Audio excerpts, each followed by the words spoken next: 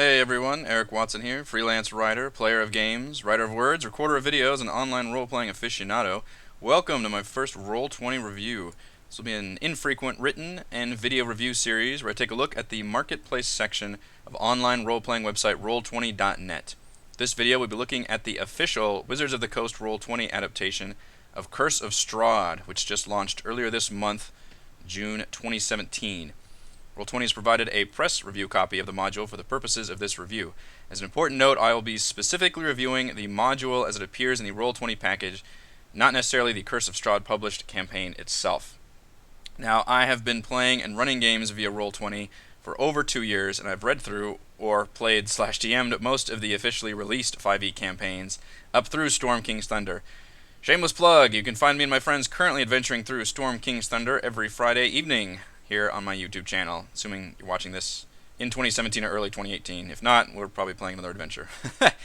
So, Curse of Strahd was originally published in 2016 as a 5th edition remake of the classic gothic horror RPG world of Ravenloft, ruled by the vampire lord Strahd von Zarovich. The new campaign recreates the Valley of Barovia as a sandbox adventure, culminating in a Castlevania-like dungeon crawl inside Castle Ravenloft. So, what do you get in the $49.95 Roll20 Curse of Strahd package? You get 35 battle maps, 29 of which feature dynamic lighting, 8 unique maps that convert Castle Ravenloft into a set of fully tactical 5-foot grid battle maps. Definitely be looking at those later on. The 7 original isometric maps of Castle Ravenloft. The journal organized into chapters with appropriate handouts and maps in each chapter, as well as an Appendix B for running Death House, the optional Level 1 dungeon. You get over 100 common NPC character sheets. Scrolling through this, I suppose. Oof, there's a lot. As well as over 60 unique named NPC sheets. You get multi-sided tokens for the shapeshifters. All possible NPC tokens placed in appropriate places on each map. Over 50 magic item handouts, most of which have pictures from the Dungeon Masters Guild and Curse of Strahd. Over 50 common NPC picture handouts from the Monster Manual, and over 40 named NPC handouts from Curse of Strahd. Also get a collection of supplemental material here at the bottom from the Dungeon Masters Guild and Monster Manual that's appropriate to Curse of Strahd, such as information on hag covens, exhaustion, madness, and traps. All the lovely things you will find in Barovia. You also get some custom macros with unique art and functionality in Roll20 for the Taroka deck and Deck of Illusions. More on that later. You get a rollable Gothic trinkets table. And finally, a fully searchable database including all the information from the player's handbook. Which, a lot of these features are pretty standard, or have become standard if you have purchased other official 5e content such as Storm King's Thunder or Lost Mine of Phandelver, the ones that have been previously released. You'll recognize a lot of these features. But now we're going to take a quick tour through the module so you can see everything it has to offer, and I can critique as we go. Let's start with the journal. A massive journal. So the journal includes all the written information you will need to run the campaign, as well as all the character sheets, player handouts, etc. It's organized by chapter, just like in the campaign book, with each chapter covering a different area of Barovia. I believe the first 2 are just kind of introductory, and then you get 2 different areas. Village of Barovia, the town of Valaki, the windmill, so on and so forth. Each section is somewhat subdivided. You get handouts at the end, and you'll have different areas to look at. For example, the adventure hooks in Chapter 1, and how to get your characters into Barovia. Each one includes helpful links, which I really, really appreciate, to let you jump around rather than having to find it in the journal. So for example, let's look at the plea for help. And you get a link to the messenger that arrives with the letter Aragal. And if you click on that link, it opens up his character sheet, which includes his bio, which you could share to players if you wanted to. And that includes a link to his handout, which that you could definitely share to players. I believe you have to go to edit and actually add it to their journals before you can do show to players. And you definitely want to. He's a handsome devil. And then you also have links to Strahd's crest that you can show, as well as the actual letter handout. which is fantastic. And finally, it tells you where you go from here with a link to the area that you will use. So I love that that's how they're organized with hyperlinks, essentially with all the useful information that you can actually pull up. Now these are collapsible sections here, so you can condense sections that you are not currently using, which I heartily recommend because this is just kind of a mess to go through otherwise. And you can easily just have the one section open. Now I'm not going to go through every single section, there's just too much here, but do note that all the campaign notes are included on this side. They're also included in the GM area of each section. So for example, if you want to show your players this handout of the Barovians to get a nice visual flair, you can, and then note that all the information for the DM is included in the GM notes section, so they will not see this part down here. So if we scroll down a bit farther, we can find, let's see, where are we at? Here we go. So we got 15 chapters, which tell you all the different areas. Our epilogue information. Here we've got information on our Gothic trinket table, as well as the new character background and Monster Hunter pack. There's also all the Death House information in case you want to run the optional Death House dungeon for level 1. Finally, you have information on the Taroka deck, which I believe this information is also in Chapter 1 on how to handle that. We've got our character sheets down here, which is organized alphabetically and separated by common monsters first, which there's a bunch. And then you've got the named NPCs here, which are, so the common NPCs are mostly from the monster manual. I believe a few are from Curse of Strahd. And then you've got some named NPCs, which should all be from Curse of Strahd. Now these all use the, I should randomly click on the article again. These all use the character sheets that are pulled. As you can see, the stat block is exactly like all the 5th edition material and fully clickable. Everything's linked, and you can also use initiative just by clicking their name and by selecting a token, and it'll go to the turn order tracker. Really good stuff. I really personally love the token art, the circle token with the official artwork in there, rather than the standard become standard, the Roll20 kind of top-down art. I vastly prefer this. I'm glad they stuck with this for the official campaigns and using the official art. I think it looks really good and keeps everything looking nice. Players can certainly picture things better when they can just see the giant picture token. I really enjoy that. So, now some tokens do have the multi-sided factor to it, which is neat. We're going to jump into a map real quick, and I'll look at the maps more in depth in just a second. And not every token has artwork to use. There's a few that actually don't, and you'll see that example here. So for example, at the Blue Water Inn, there's some were-ravens hanging out. Now for shapeshifters, which Strahd features quite a bit of lycanthropes, they're multi-sided tokens. You can right-click them, select multi-sided, choose side, and then switch them to a raven form, which is pretty cool. Unfortunately, the official adventure did not actually include artwork for a hybrid form. This is supposed to be their human form. So if you switch to there, which Roll20 has it, it just has the words hybrid were-raven on there. So that's kind of a bummer. That was their solution, to just put words on there instead of kind of slap a different kind of art, which is fine, but it just means I probably will never use that and just stick to their human portrait. So we'll come back to the journal a bit later when we talk about some of the macro features. But for now, let's look at the maps. So this is the real reason I think that you want to pony up the dough for the Curse of Strahd module. Every single map from Curse of Strahd has been built into Roll20. Tokens, the annotated GM layer, and dynamic lighting already in place. Now, as someone that put together Princes of the Apocalypse by himself, this would be a huge, huge time saver. Now, with the GM layer, Roll20 is able to essentially use one map for both the DM and the player. So let's look at the overland map of Barovia, which I really like. Oh dear, we'll have to zoom it out a bit. And you can see this map has a whole bunch of information on there. You've got obviously the names of areas. You have these letters which correspond to the DM notes for different areas. In fact, let's go to I believe we're in Lay of the Land? No. We are in Areas of Barovia. And this is another one you can actually give this to your players as a handout if you wanted to, although this has the spoilers on it.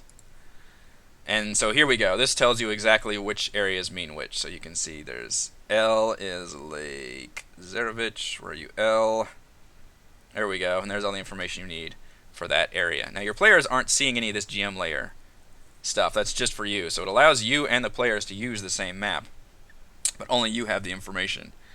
Now, in the case of the towns and overland map, I kind of like having the names on there, particularly once my players have visited or learned about an area. So you could easily just go to the GM layer, right-click, and move it to the token layer, and now your players will see that this says Lake Zarevich. Now, obviously, they're going to see that this little bit right here, this is how Roll20 did it. They just kind of scrubbed this area out, and these kind of areas will be all over. So players will probably be able to see, okay, well, here's where a name should be, which is another reason I would like to actually fill those in as the players go. And I really like the red line on there, too. I think that's really helpful for the DM. To see where they can go, and you can easily move things from the GM layer to the token layer as I just did for all these things. And a lot of monsters that are already on the maps start on the GM layer, because what's a Gothic horror adventure without surprise attacks? Let's look at a few more maps, since this is obviously the meat and potatoes of the adventure, and most of them are 5-foot or 10-foot scales. Here's Death House, which is pretty small. Just multi-leveled, but otherwise small house. Everything is scaled correctly. It's pretty easy. What's another 5-foot map? Let's go to the Coffin Maker's shop. A lot of the smaller ones are 5-foot. You can see there's a good example of the GM layer. The vampire spawner and the crates, they're on the GM layer, so you can't see them. If we look at an example for dynamic lighting, you will see, although I wish they would have put things here. You don't want your players necessarily to see. Well, I guess they could wander around the outside of the shop. You can see that some of these are in red. These are the doors, which are the just default white rectangles. Side note, whenever I converted maps from Princes of the Apocalypse into Roll20, I put doors from the marketplace onto the map because I thought those white rectangles are ugly, and unfortunately this module does not do that. They just left in the default. So one thing I would suggest is putting in some nice door icons, make that look a little better. But you can see you can easily move these around. If they want to open and close doors, you can just grab those. Now, a lot of the maps are 10-foot scale. We're going to look at that, which is really irksome that Wizards of the Coast does this. Everything, I mean, the rules just fall apart if the scale is not done. If you're using a tactical grid map, if you don't have it at 5-foot grids, then you're going to have a bad time. I'm looking for there we go, let's look at the Amber Temple. So this is a late game dungeon where the players are investigating Strahd's unholy origins. And somewhere it says it's 1 square equals 10 feet. Well, I missed it, but it's there somewhere. And you can see here what they did, we'll have to zoom in, is they subdivided the squares. So you can see each square is actually has 4 little mini squares inside of it that are actually the 5-foot, and the full square is 10 feet. So it means is this Amber Golem is actually 10 by 10. And you can see here's the normal size guys, the Spectres are the 5 by 5, and they kind of represent a fourth of the grid. So the solution is you have to zoom in. Your tokens are going to be really small when your players are adventuring here. Look at the tiny flame skulls. They're so adorable. I think that's a decent solution, and luckily the maps are high enough resolution where it's not going to look bad if you zoom in, certainly. And it's probably the best way to handle it. And again, this is more Wizards' fault than anything else for creating these 1 square equals 10-foot maps, and this is kind of the best way. The only other way to do it is just to blow up the map and then subdivide everything further. So there's different ways of doing it. I think this is fine and works out. That takes care of most of the maps. I will note that there's 2 of them that will probably give you fits that just weren't really converted. Yester Hill is a 1 square equals 50 feet, and they did subdivide it so each one is a 25, but still that means one medium size icon is 25 by 25. That's really hard to create a battle map on. You're still going to have to abstract quite a bit. My suggestion would be to probably create, if there's certain zones the players are going to fight in, I would go ahead and create just a second map for that, of just a generic forest map, and put everything in there. So it is some extra work, but you're going to have to put it in there. And again, it's not really Roll20's fault. This is the original map that Wizards used. It would have been nice if they had gone above and beyond and created some other solutions for that. Even worse are the Ruins of Berez, which is 100 by 100, which means this map is basically just garbage. I mean, it's a fine map, but you can't really battle on here. It's not. These tokens are 100 by 100. It's a kaiju battle. So again, and something I did with whenever I converted Prince of the Apocalypse, I had the Sighing Valley overland map, and I would just have smaller zones, almost like an RPG. Does the zoom in for the turn-based battle. I did that for encounters. I would just have these battle maps that I would use for those scenarios. So I would look into that, doing something like that, because this is kind of not able to use it too well. Now, the nice thing is, the real treat, probably the most exciting part of the Curse of Strahd campaign, is the fully recreated, usable top-down tactical grid map for Castle Ravenloft. So a big problem with the campaign book, the published adventure, is they only give you the isometric maps of Ravenloft, which are nice. I really like the artwork here. I think these are fun maps. There's the outside, and where's the cutaway? Like the kind of the Jason Thompson style, like walkthrough maps, which are also utterly amazing. I'm always fascinated by just looking at these. But you can't really use this in a tactical way at all in Roll20, especially with the top-down grid. It just does not work. So what they did is they changed the whole thing over to 5-foot tactical grid, and it's fantastic. It works amazingly well. Let's go to... We're going to actually look through every single one of these, because I think this is worth looking at. Now, the first map is actually my least favorite. I think it's a bit problematic, because there's no dynamic lighting on the castle itself. Let's go to dynamic lighting. You can see it's on the outer... I gotta zoom in quite a ways. It's a big castle. So, this is the outer castle grounds that they tried to recreate. And then there's dynamic lighting outside, and then you can just get a top-down view of the roof and castle, and then the garish dashed line just kind of represents the castle footprint underneath. My problem is that your players aren't journeying Castle Ravenloft via a helicopter, probably coming in through the front gates. So the castle should be blocking their view, and certainly not giving them view of the top of the 300-foot tower. So this is an awesome map to have. You could use it in sections, but I think you would need some work to make it work, to make it believable and functionable.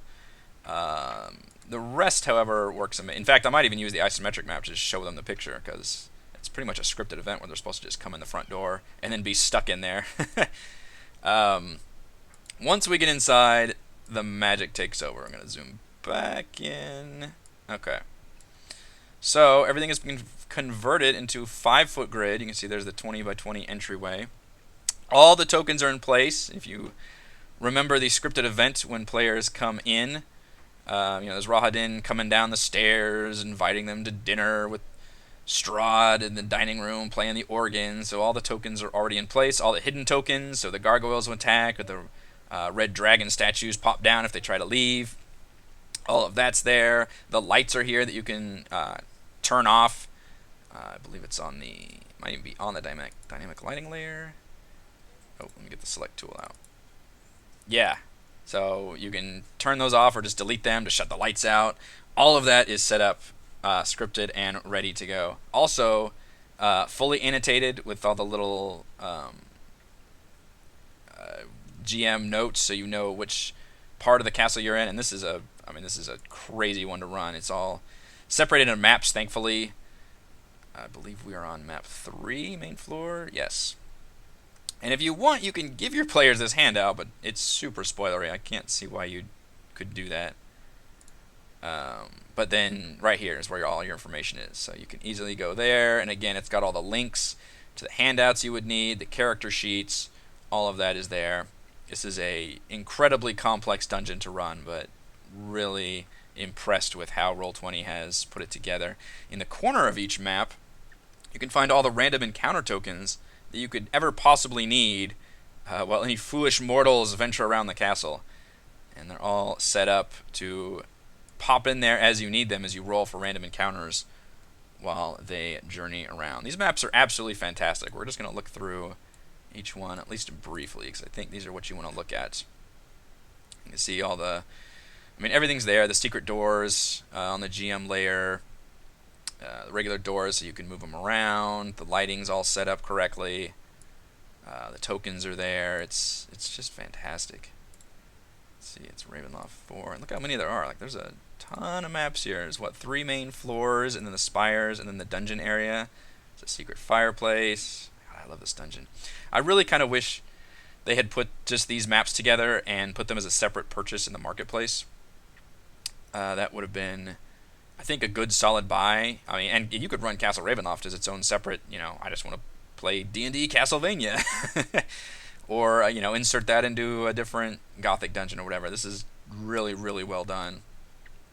You get to the top parts of the spire, and I believe all this is the ramparts.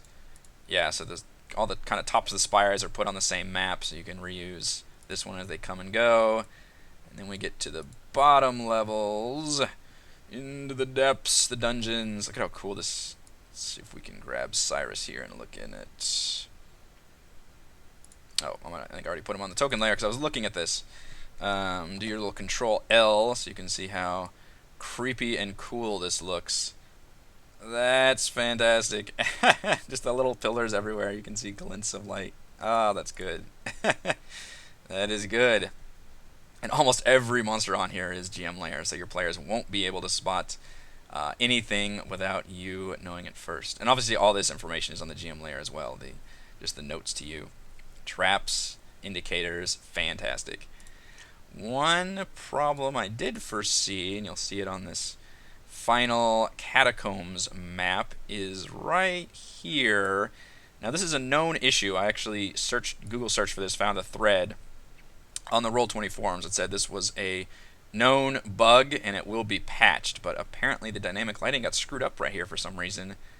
And it's done correctly. All the things are squared off and blocked off, but for some reason it just doesn't show up correctly. So therein is the bug. So we'll take one of these spiders and walk around, and you can see I should not be able to see on the right side into these buildings. And plus up here there's this weird lines in front of the doors that also should not be blockers. So just kind of some weird dynamic lighting issue here. That's just, again, it's a known bug, supposed to be patched. So hopefully it'll be fixed by the time you actually need to play here. And luckily this is literally the final area of the dungeon, so even if you started Curse of Strahd, it would probably take you, 6 months to a year to get to this point, depending on how often your group plays.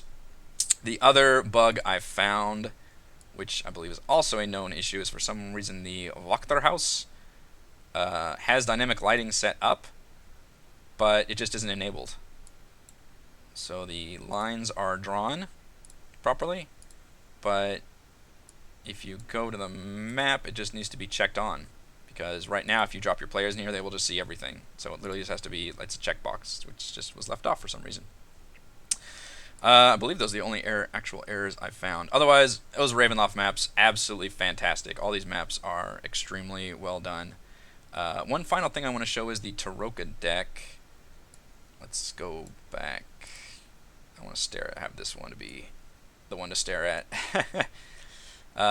If we go to the macro section, so the Taroka deck is a major part of the Curse of Strahd campaign.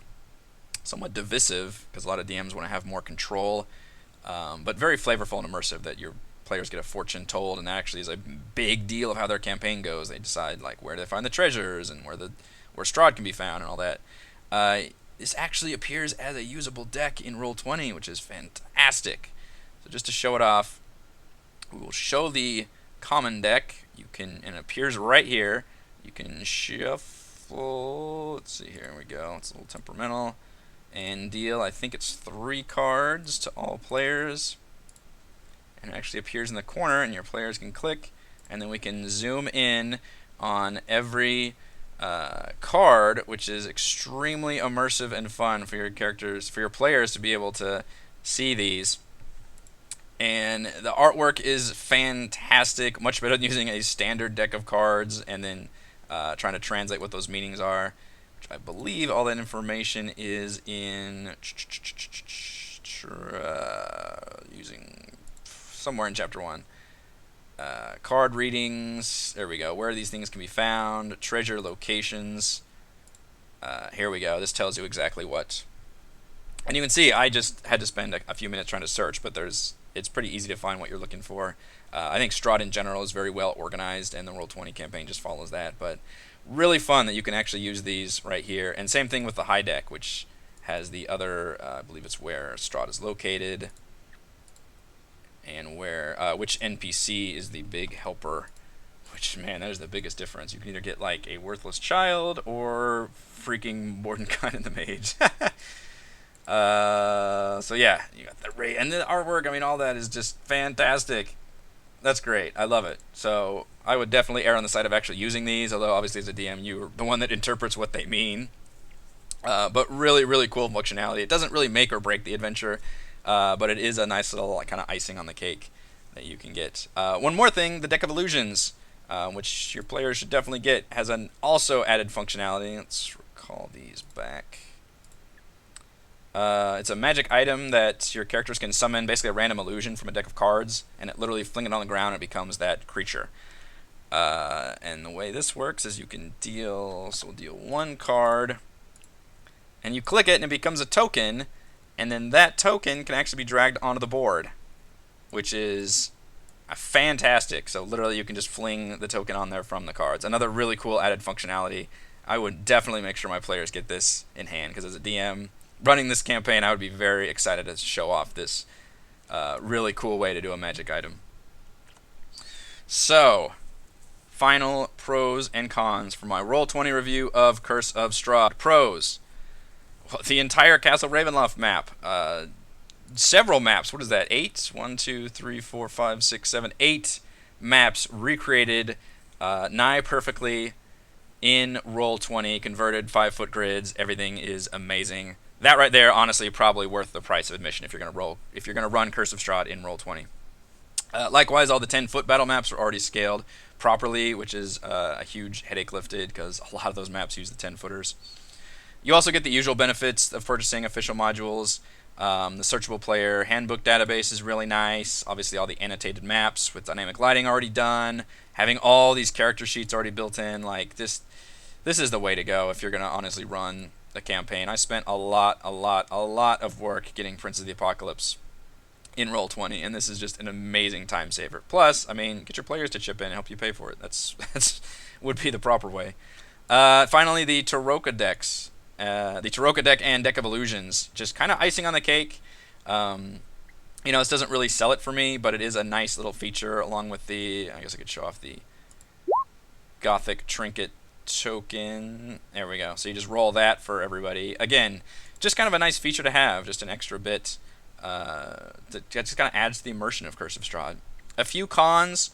The outer castle map, as I went over, just needs some TLC. I don't think it works very well.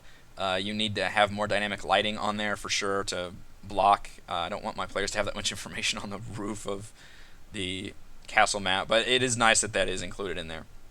Also, you've probably seen as I switch maps around, there's a random battle map included. This is what it is. It's just a big gray grid of nothing. So I think that's a little generous to even call that anything. I would have really appreciated either a nice landing zone that included all the like tokens that you would need for random encounters. Would have been really nice to have. And B, just give me like a generic Gloomy Forest map out of any of the ones you can find on Roll20. Just plop that in there.